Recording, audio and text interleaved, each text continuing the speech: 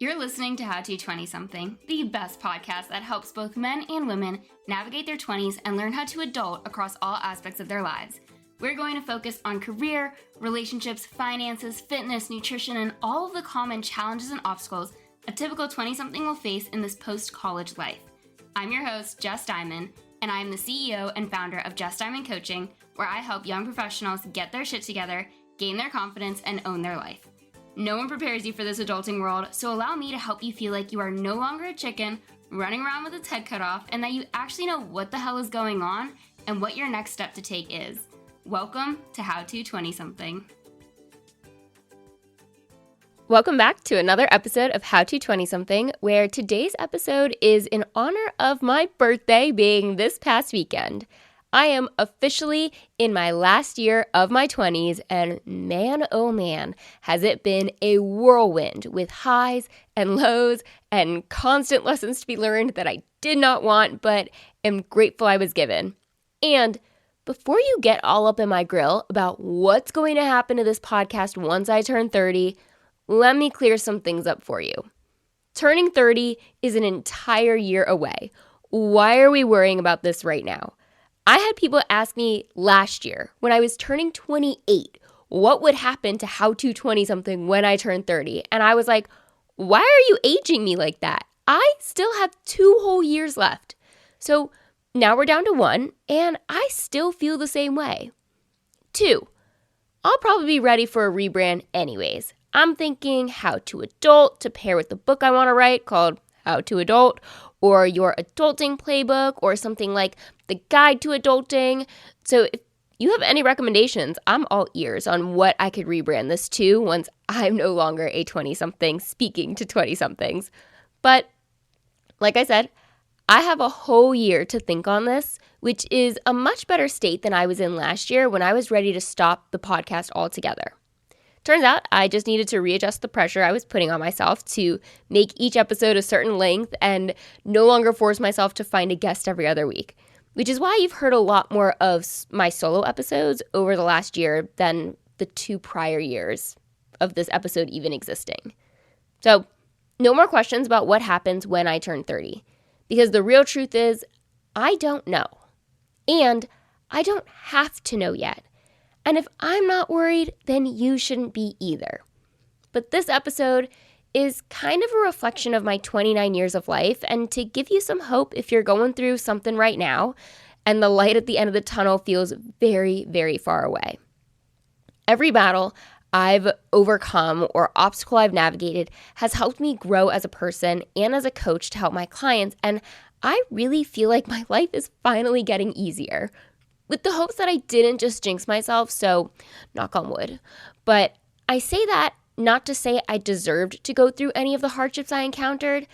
I mean, truth be told, everything I've gone through, I wouldn't wish upon anyone. Nor do I think you have to go through hardships in order to grow. But it is to say that they did make me stronger, better, and more compassionate, while also raising my tolerance levels for what I'm able to handle and my confidence in being able to overcome anything new. Which is why this episode is to tell you that it does get easier. Life really does get easier. And here's why. It stems from the message I say at the end of every episode that this is the most confusing decade of your life. Everything you're encountering is brand spanking new. You're living on your own for the first time, figuring out a full-time job for the first time, learning how to take care of yourself with the gym and with food, making friends, finding out a lot about yourself. It's like you're getting hit in every direction with a new experience, which is incredibly overwhelming and exciting depending on what it is, but mainly overwhelming, especially if things change quickly or you're not where you thought you'd be. Because there are other firsts that happen too, which is what I talk about in my TEDx talk that is 3 weeks away. I'll be posting the video once it's live everywhere, so keep an eye out for it because it's going to be so good. But these firsts I'm talking about are not so fun, like when you go through a breakup, when you lose your job, when your lifelong friends don't feel lifelong anymore, when your health and body feels like it's failing you. You're learning how to recover from each and every one of these experiences for the first time by yourself. Mom and dad aren't swooping in to save the day to tell your boss that this treatment is unfair, or tell your friend's parents to punish your friend for being mean. So as a result, a solid 75% of your 20s is one shithole after another. For me, it was literally 1 year after another had something in it that I was like, seriously? And now that I'm 29, and even as 28 started to round out, things really have started to feel easier. There's less friction. You develop into yourself. You know who you want surrounding you and what brings you peace, and those are the things you start chasing. But they wouldn't have been there without some of the quote-unquote failures that came earlier on. Like, I would not have thought to become a coach had I not lost my job at 23 and used my free time to acquire a personal training certification. I would not have moved to Charlotte if the pandemic didn't make me feel so trapped in Orlando. I would not have had a set of standards for who I wanted to date if my ex was not my ex. I would not have known what qualities I desire in my friendships if I didn't lose 2 best friends in the span of 2 years. But when each of these things were happening, I was miserable. I cried a lot.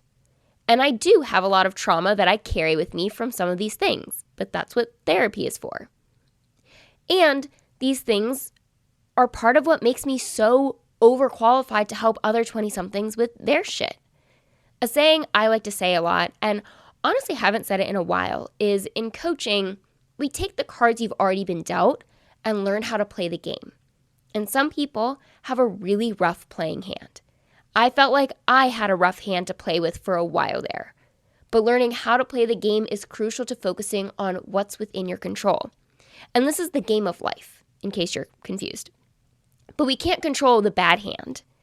We can control what you do next or what you do about it in general. Life really does get easier because you're gaining experience in each of these encounters, so when it happens again, because it will, you will lose your job again, go through a breakup again, have no friends again, hate your body again, and all the things. But now you know you've gotten yourself through it before and can do it again. And you have the tools to help you do so. Life doesn't stop lifing. And sure, there are going to be other new challenges that arise, like aging parents and having kids and all that stuff. But for the most part, you've already generated a lot of proof that you can survive that too. And you trust yourself more as you get older to be able to get through it. Like the first time you lose your job, you're going to feel a massive loss of identity. The second time it happens, you're probably going to change directions and feel like you're starting over. The third time it happens, you're a seasoned pro. It's still shitty that it's happening, but how you process the news of losing your job gets easier. You're able to pick yourself up off the ground faster. Another reason why things get easier is because you stop making everything about you, or you stop taking things so personally. This is also what I will be discussing in my TED Talk. It's something I know I still have trouble with, but I'm able to recognize it a lot quicker. And it comes with growing up and maturing. Like when you don't get the job, you stop thinking it's because you suck and you'll never get hired, and start to realize the company found a better fit. It didn't mean you weren't a fit. You just weren't the best because some candidate beat you to the punch. It's not about you as a person. It's simply what they were looking for. Life gets easier because you're more at peace with your decisions. You're less afraid of the outcome since you know you've figured things out in the past and will be able to do it again. You become pickier with who you let into your life and stop forcing friendships, turning a blind eye to red flags, saying yes to please other people. You do you, unapologetically. And who and what you do say yes to aligns with you and your goals. Also, none of this is to say that life won't stop challenging you or throwing you curveballs. You'll just be able to bounce back faster. So instead of your spiral lasting several days, it lasts several hours. Or you'll still feel anxious about something, but you're able to manage your anxieties better. You'll stop avoiding your big feelings and let yourself work through them.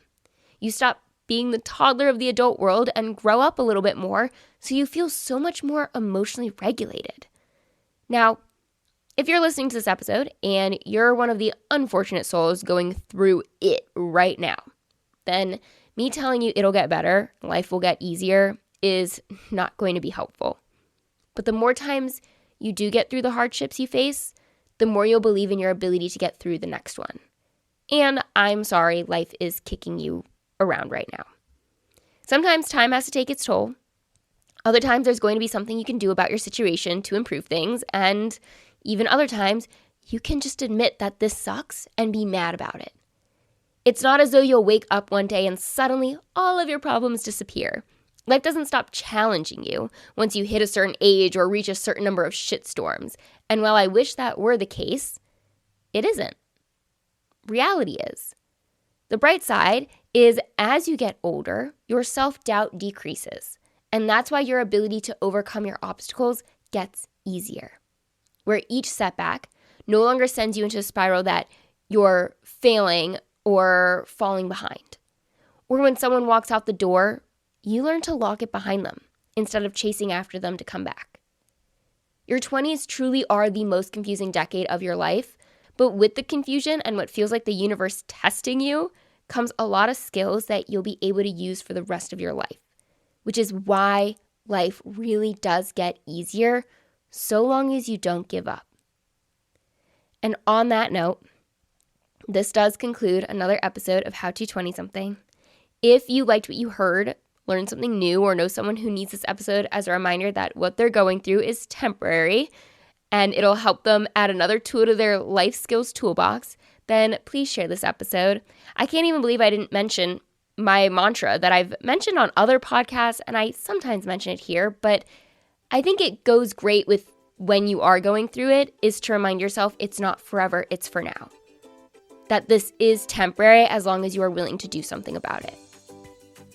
So, like I said, if any of this podcast resonated with you, post it to your story, send it to that friend.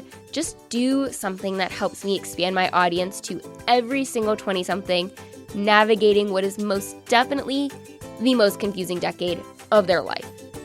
And as always, I can't wait to be in your headphones again next week with another brand new episode.